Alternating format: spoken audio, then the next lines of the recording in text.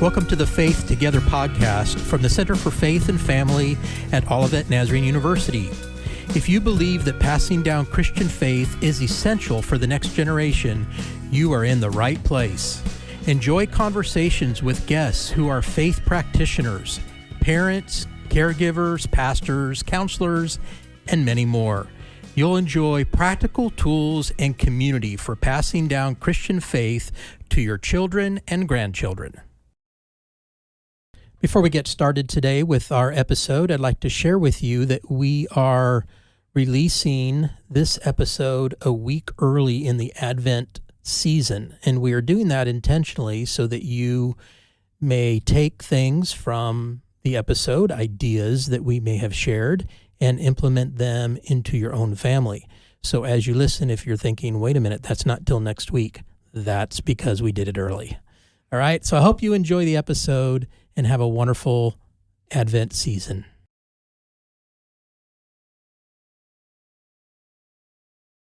It's week 4 of Advent, and I'm very, very excited because this thing is coming to a conclusion. Well, not a conclusion. That's maybe the wrong way to say it. It's coming to the pinnacle. To the celebration. That's right. Absolutely. Hello, Lindsay. It's good to see you. It's good to see you too, Leon. What a joy this series has been. It has, and I'm excited that we get to be with our listeners again as they're getting ready to celebrate Christmas together and thinking about ways that we can do this as a family. And so now we are on week 4, which is the focus on love. Yes, on love. We're a little bit over a week away from Christmas. And I just want to give kudos to all of our listeners out there for taking time to pause in this busy season and focus on the true meaning for the season, which is love. It is. Thank you for being with us. We appreciate it very much.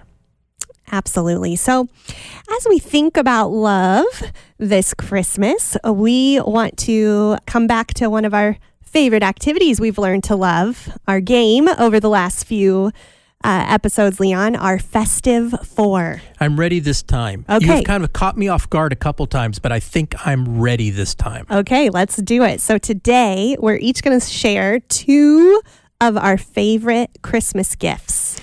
Okay, and so these are gifts we've received. They are. Is that right? Okay. All right. So there's a little backstory to this one. I am from the Bay Area of Northern California, and so I grew up being a sports fan of Bay Area teams.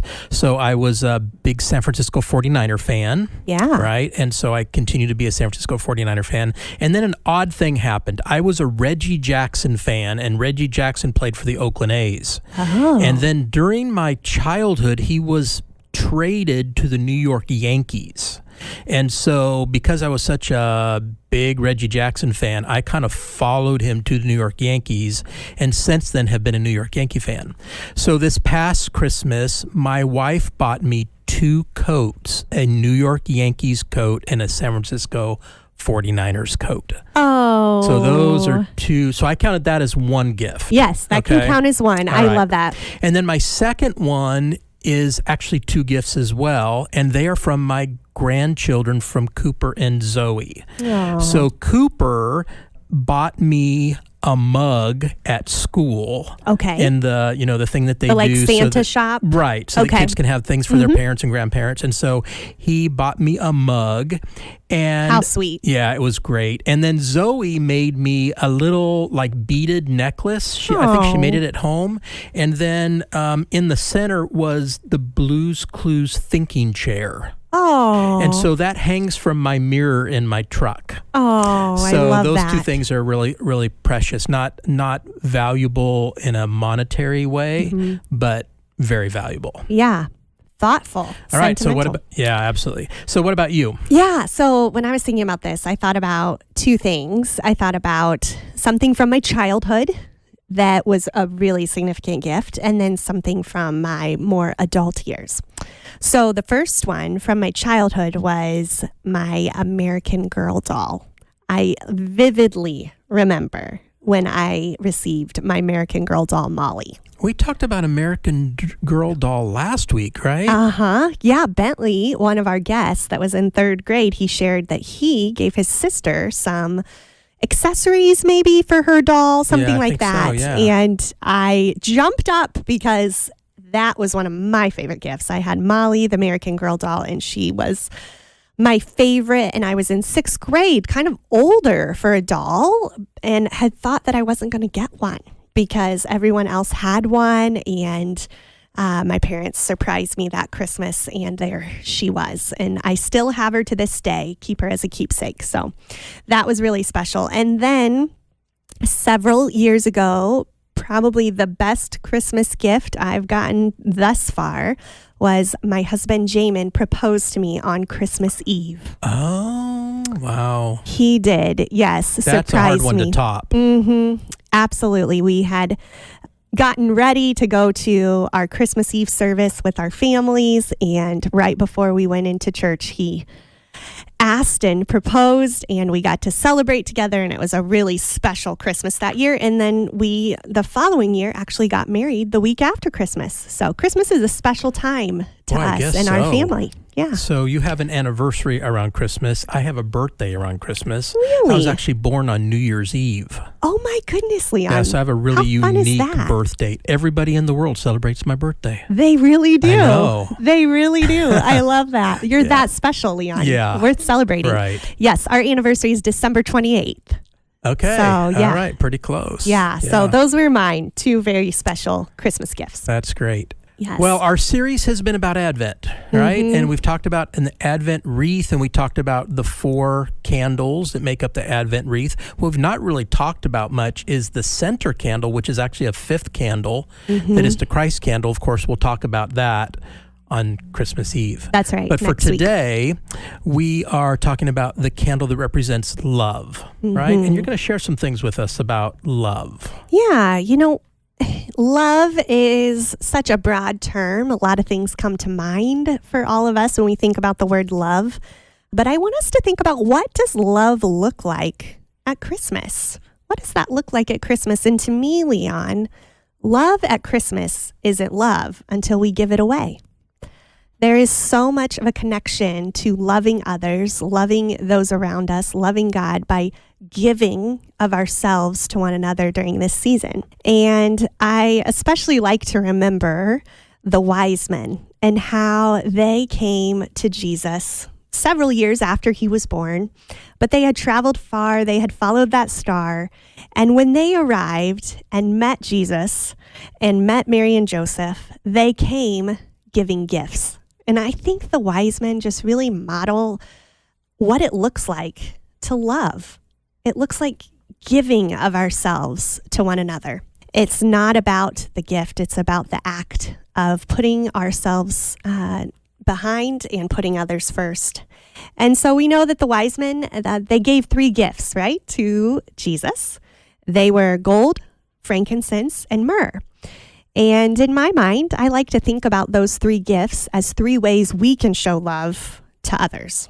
First being gold was a way that Mary and Joseph were able to meet a financial need that maybe was needed for Jesus to take care of him. And so, you know, thinking about a way we could meet a financial need for others this Christmas season, I think that's one way we can show love. Yeah, I have a story of how someone did that for us. Oh. So my wife and I were still pretty young, new children's pastors, and learning how to serve others.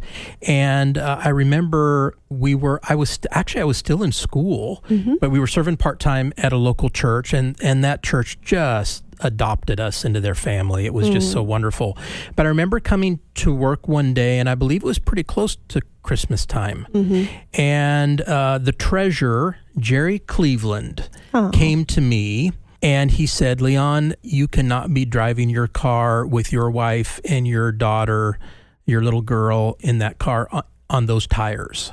Oh. So wow. You are to go and take your car to the local tire shop, and there are 4 tires there waiting for you to be put on your car." And that was a long time ago. And it still stands out to me because it made such a difference, and it showed such great love from from a person who you wouldn't necessarily expect to be kind of sentimental. Mm-hmm. And it really wasn't a sentimental gesture on his part. It was a deep form of love that cared so much for us that he wanted to protect us. Oh, And I will not forget that. what a great example of a way to step into your life. He took that chance and he made an impact that you're talking about years later. Yeah. We don't know the ripple effect of the way we serve others and love others, how that will change their lives for years to come.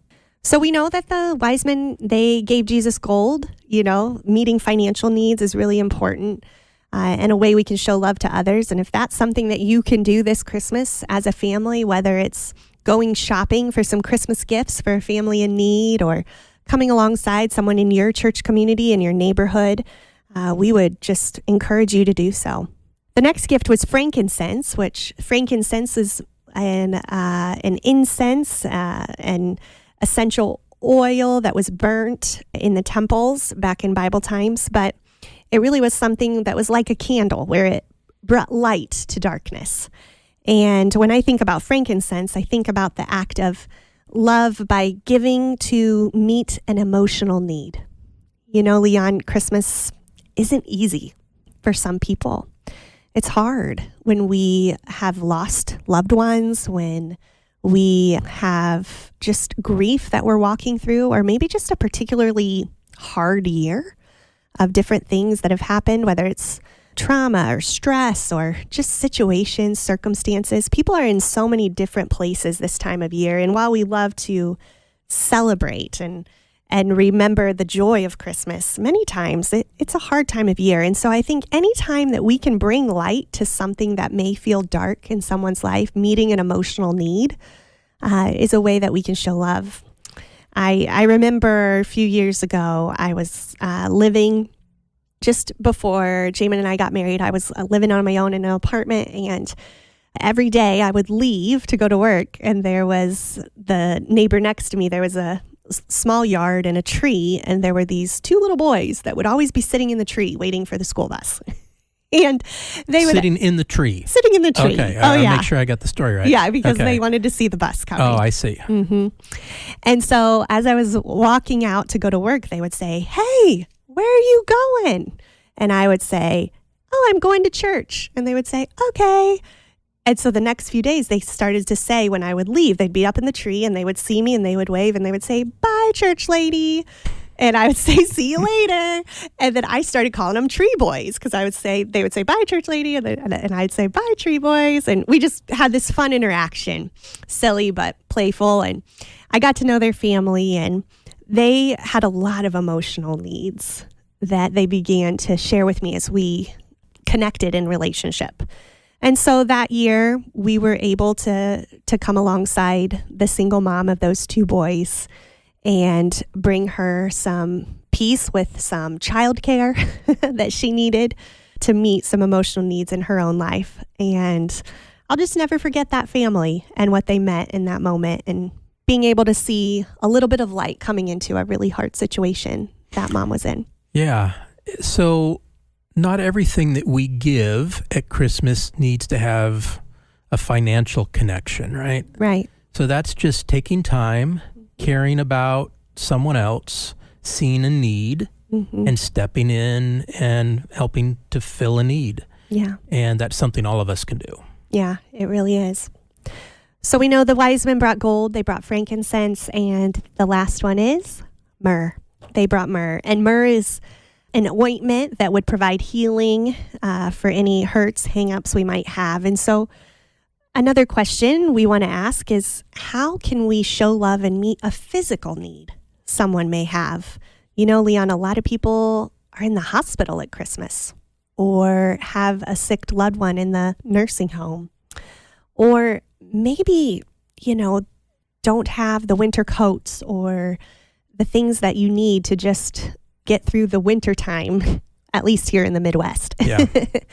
And so what are those physical needs that we might see around us that we can step in and help with? I know that many schools in our area, they provide breakfast and lunch.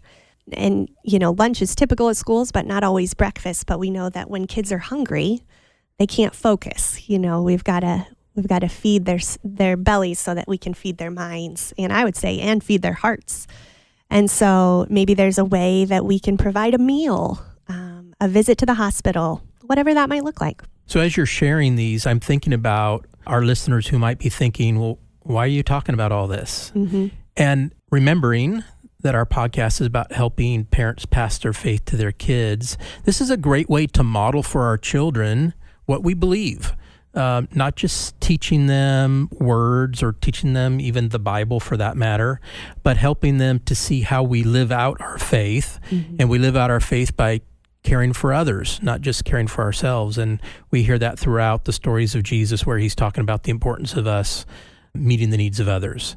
And so what better time than during Advent when we can take care of the needs of others, sometimes in monetary ways, but at other times just by being present. Yeah.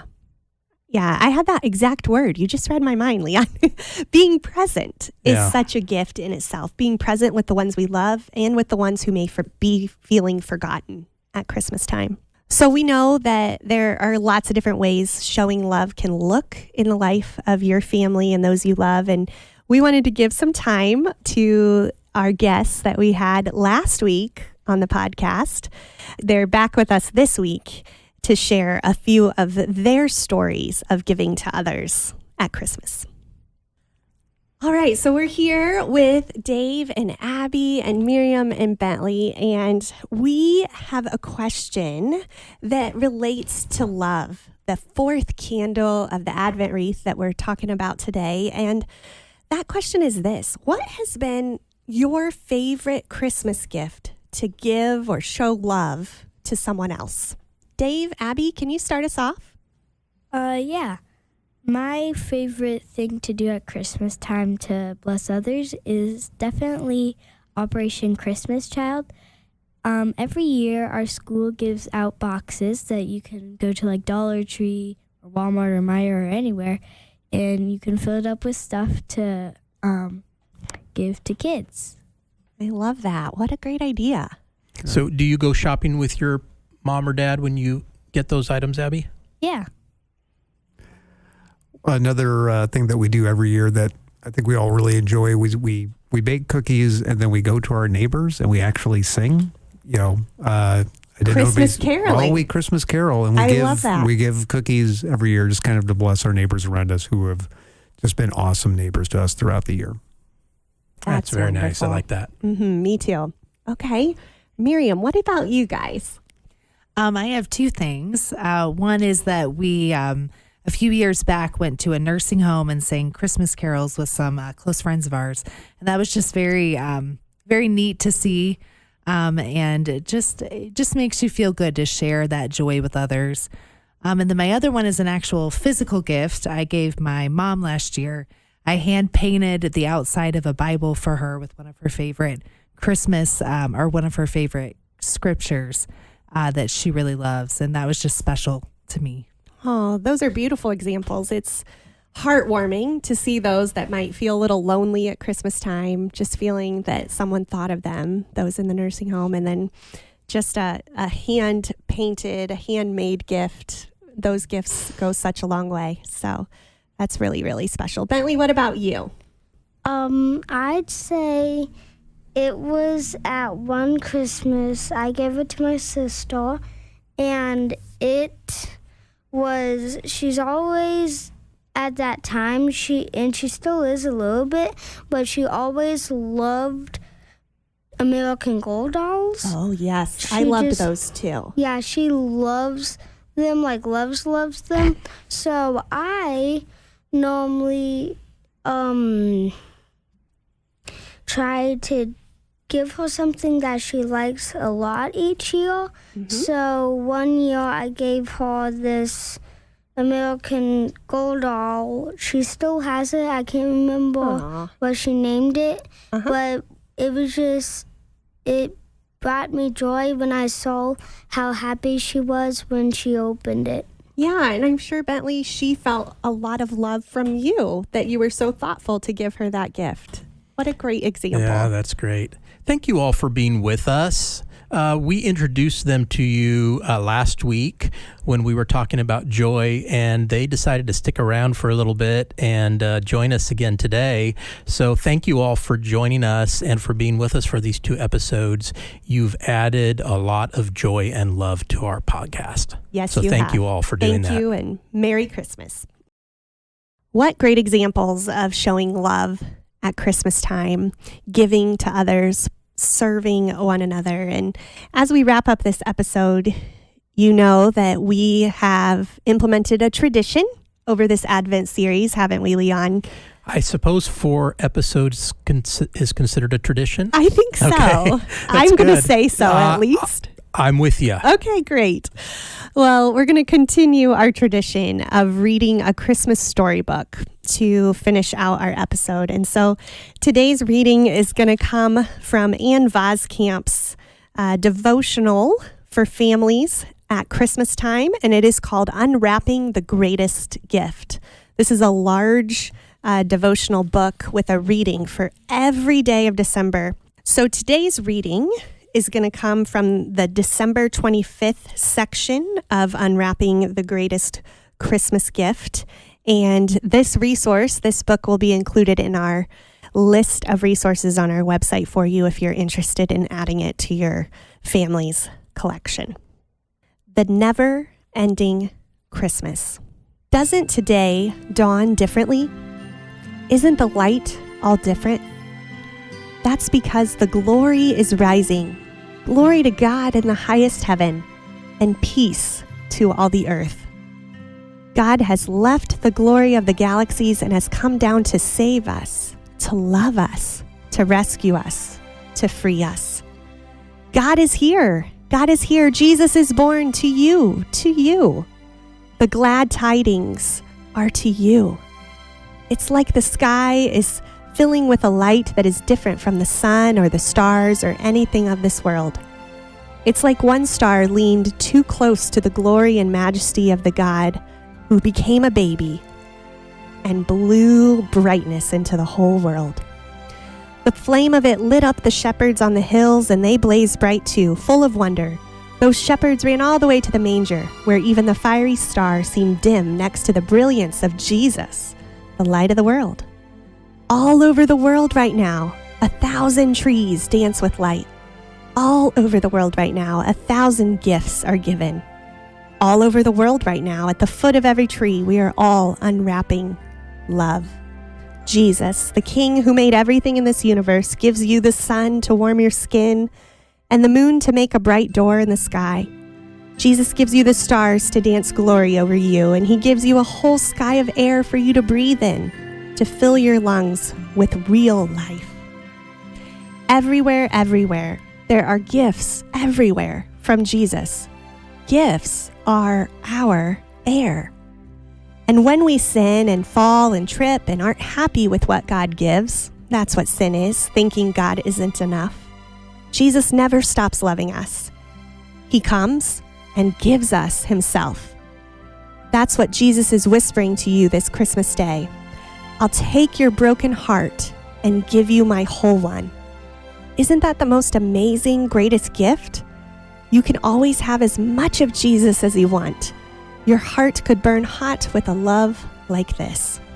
Our whole grand epic story right from the beginning has been about him. And when people see that it's all about Jesus, this is what they whisper. Wasn't it like our hearts were on fire right inside of us? Can you see it? This day, this night, the light comes. Can you feel it? Your heart kindling, burning with a love for Jesus that's like a warming fire. Now the shepherds out in the hills of Bethlehem that night had angels come to them, lighting their hearts on fire. But no one else heard angels. Everyone else only heard the news from the hearts burning shepherds. When your heart burns with love for Jesus, you're like a flaming match that lights up all the other hearts with the news of Jesus. And when you're just one of the raggedy manger stragglers who comes with nothing but your raggedy heart to Jesus, when you lean in close over Jesus in that manger and you see his glory, when you come close to his love for you, how can you not scramble right out of the manger and right into the world with a heart glowing with love for Jesus, telling everyone about the love of Jesus. A heart that really loves Jesus could catch the world on fire with love and more love and more love. It's true. Jesus came into the world for you, and it's really true. You came into the world for him, to let everyone know about him. The whole world lingers long at Christmas trees tonight, not wanting Christmas to be over. All of us sit together longing for this wonder to go on. But somewhere, one Christmas candle flame burns bright in the quiet, and it will never be dark again. For unto us a child is born, unto us a son is given. God is with us. Jesus is with us. Jesus stays with us.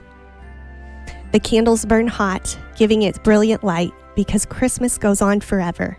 Because we have Jesus with us, the greatest gift of unfailing, unbeatable, unstoppable love that we can keep unwrapping all our days. May the Lord bless you, keep you, and give you peace.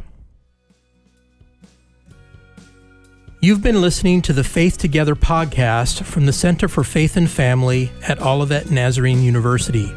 Sign up for additional resources at centerff.com. When building faith, we are better together.